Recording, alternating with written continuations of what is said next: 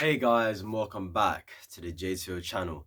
And this is your match review of Netherlands 3, the USA 1.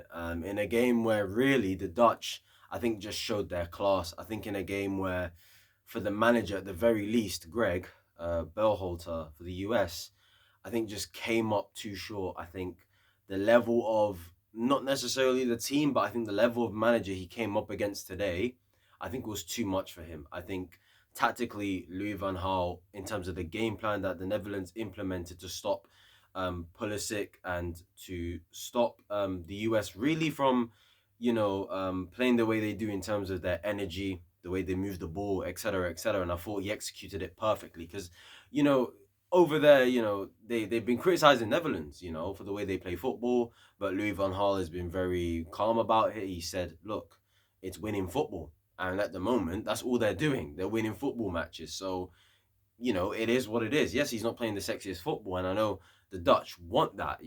That's what they that's how they know football. That's what they know football to be. Playing very good football, dominating games, being in control. One touch, two touch, all of that. Do you get what I'm saying? And I think Louis van Gaal, look, he doesn't play the sexiest football, but he's very effective with the system. And when it works, it works. It works very effectively. There's a reason why his record at World Cups for the Netherlands is very, very good. Netherlands have actually gone 18 games unbeaten. No, now it's 19 actually. So yeah, I have to say, fair play to them. It was too much for the US. I think one thing I'll say about this US team before we really get into the game and the review is I think, overall, I think, the US fans should be proud of their team, in my opinion, because at the end of the day, this is, I think, the youngest team at this World Cup, or is it the second youngest? I think they're definitely top two in terms of overall age of the squad. So it's a very young team. And except for Yedlin, the former Newcastle player, this is the first World Cup for every single one of those players. Every single one of them. Pulisic, Reina, Aronson, Dest, Turner, the goalkeeper, Robinson, Musa, McKennie, Tyler. Like, this is a first World Cup for these guys. And I think the reason why they were playing so well before this game was because they were excited. They're fearless. They had nothing to lose. But I think this game today, if I was to say why they lost this game, I think it's down to the manager because I don't think, like I said, I think Greg, in terms of this level of manager he faced today, was too high for him. When you think about the group stages, Wales managers, what, Rob Page, like, come on, man. Who's Iran's manager as well? Like, come on. These guys are not of the level. Southgate, England, like, they're not the level. They're not the level of top managers. Louis van Gaal is actually a top coach that knows what the hell he's doing. And I think the wing backs today for the Netherlands were absolutely sublime. So good. Dumfries today was absolutely class down that right hand side, man. And I think one thing I'll always give, I think one thing I'll give Louis van Gaal credit for is I think you saw the way the US played in that first half before the goal happened, and it was actually a decent start for the US. The energy was there. They were excited. They were getting on the ball. They were controlling the game. They had Netherlands pinned back, of course, but that may have been the Dutch's plan anyway. And Pulisic had a chance. Literally, like what? 2 minutes into the game, he needs to score that.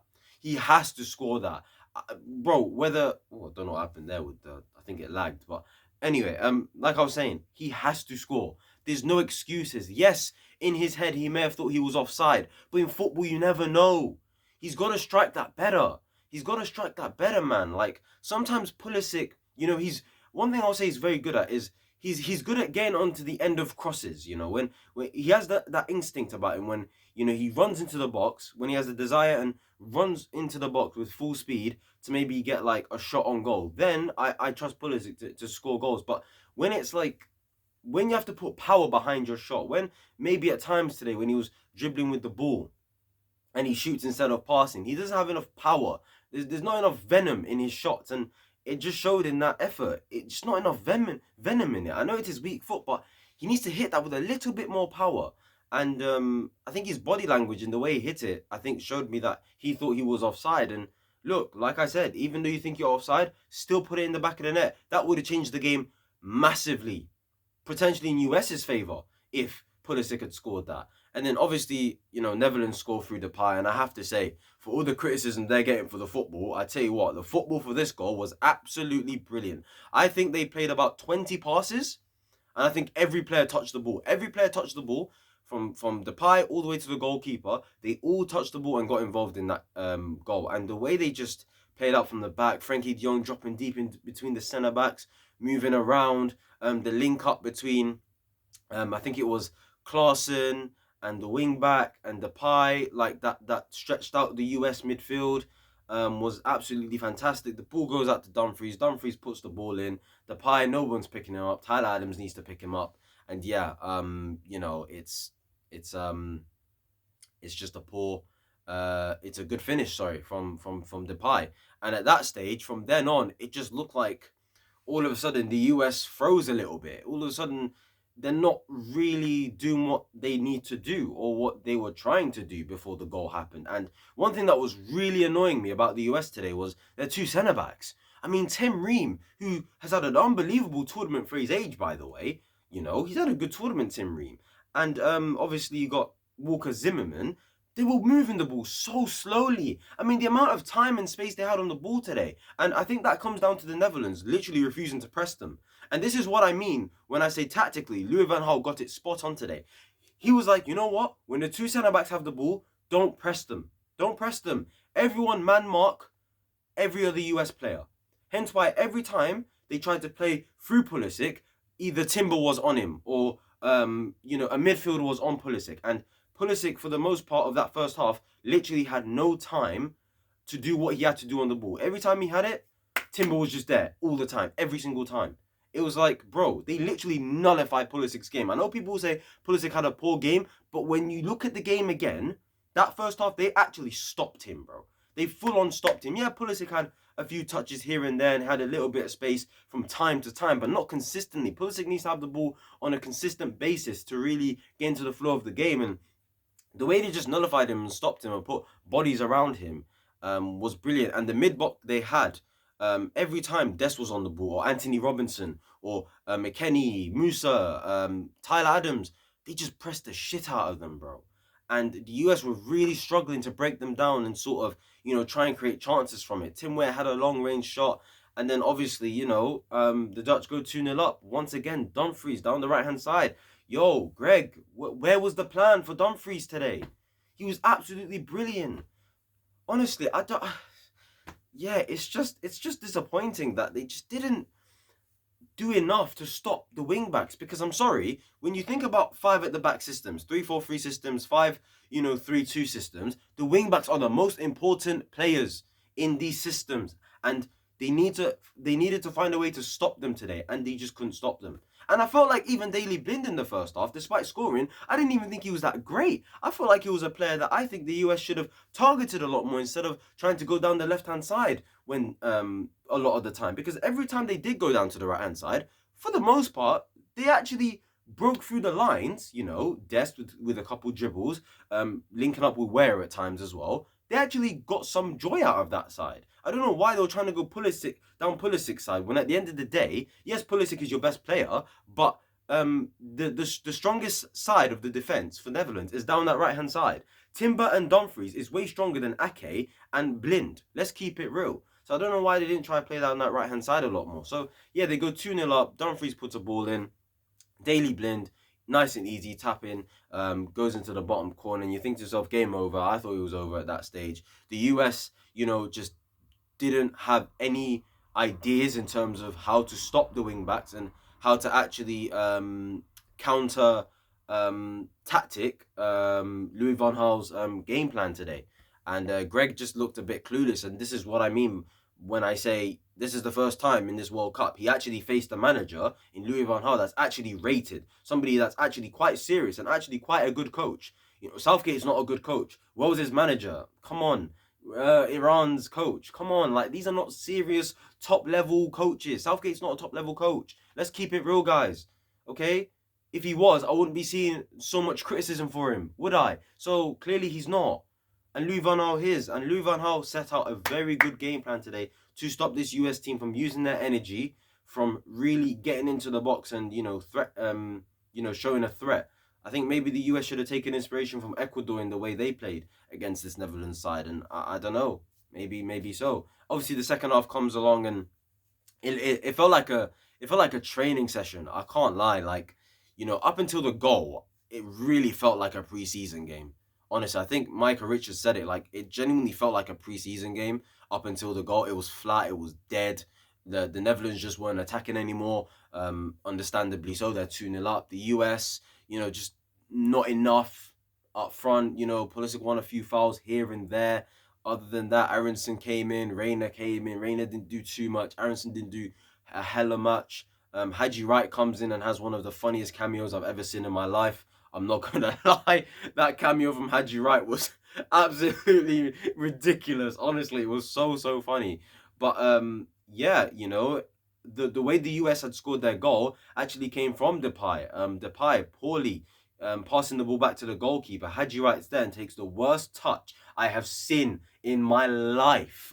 No composure, yeah, about it. No touch about that, yeah. Absolutely shocking. And it obviously goes out for a corner. Pulisic puts it in, gets headed out by Ake. The ball gets put out to Pulisic. Pulisic drives the ball, puts it in, and Haji Wright just manages to get a toe on it, and it's just somehow just flicks into the back of the net. I mean, people are saying it's the greatest goal they've ever seen, and then people are saying it's the flukiest goal that they've ever seen. I think that is honestly the flukiest goal I've ever seen at this World Cup. That's the flukiest goal ever. Like, bro, he didn't even try to do like a little flick or something. He just got a toe on it, and the ball just luckily hit the right side of his boot, and it went in the back of the net. And you think to yourself, now the US are back in this. All of a sudden, now the energy that this team's known for was up. Now the US fans are singing. I'm thinking to myself, yo, they can get back in this. It's 2-1 now. What can they do and stuff like that? And they put a little bit of pressure, but it just wasn't enough, and the game got killed off by that Dumfries goal. That Dumfries goal, I don't know who's marking him. Like, come on, Robinson, you have to check your shoulder, man. Like, you have to check your shoulder. None of the US players are seeing Dumfries. I don't know who's tracking him. I don't know who's marking him. I have no idea what's going on for that goal. And that goal really just killed the vibe, I think, of the game. You think to yourself, game on after that Haji Wright goal. But after that, man, it's just not enough. And Dumfries kills the game off. And yeah, they just saw it out. And that's full time. Netherlands 3, USA 1. I think this is the game where the Netherlands did arrive. I think in terms of their quality, in terms of some of the football they played at times, defensively, it was always going to be tough for the US to really score against this side, because US are not that clinical. It's probably one of their what's the word? It's one of the things they lack, probably. It's one of their weaknesses, I'd say, that they have. Yeah, so it is what it is. Look, in terms of Netherlands, they're going to be a threat, man. If they play like that against Argentina, they'll definitely give Argentina a game, assuming Argentina do go through. You never know in football. Australia could pull off something, but I think Argentina will get the job done. And yeah, Netherlands, and the Louis van Gaal. Louis van Gaal in tournaments for the Dutch. He does well, man. Last time he was there, they made a semi-final. I'm pretty sure they came third place. So, hey, you cannot doubt this Dutch side, man. You cannot really underrate this side, despite not being very impressive overall. But in this game, they did what they had to do. So fair play to them. And in terms of the US, quickly, I tried to mention it at the beginning, but I don't think I fully finished what I wanted to say. Look, overall, I think they should be proud of themselves. At the end of the day, I did say this is the first or second youngest team in this tournament. Pulisic's 24. Durain is about 19, 20 years old. Musa's 20. McKennie and Tyler Adams are like 23, 24. Like, Destin and Robinson are under 25. Like, this is the youngest team that they've ever come to a World Cup with, the USA. So, I think they should be proud of themselves that they at least got out of the group and at times competed against a solid Dutch side. And overall, yeah, when you look forward to 2026, I think they should be excited, man. This sort of, I don't want to say golden generation, but for the amount of talent they have, I think they should be regarded, at least for the US fans, a golden generation. They have a lot of players that play in Europe now, playing the Premier League, playing Serie A, playing La Liga, playing Bundesliga. There's a lot of players that play in these top 5 leagues and playing the Champions League too. So I think they should be excited. It's a young team. By the time 2026 comes, a lot of these players should be developed. A lot of these players should be in their prime, like the likes of Pulisic, Weah, McKennie, Adams. They should be in their prime by 2026. And I think when that World Cup comes about, they're going to be a real threat because they've got a good team, they've got a good foundation going about them, and they're very talented. And they can only get better, most of these players, if they develop at the right clubs that they're at. And I think after this tournament, a lot of people will be looking at these American players to maybe buy. You know, Tyler Adams off Leeds, what a tournament he had. You know, McKennie, a good tournament he had, and Juventus are in a bit of a pickle. You know, let's see what happens with their club. You know, Dest, you know, he had a good tournament as well. Musa's bound for a big move. He plays for Valencia, 20 years old. He's bound for a big move. So you know what?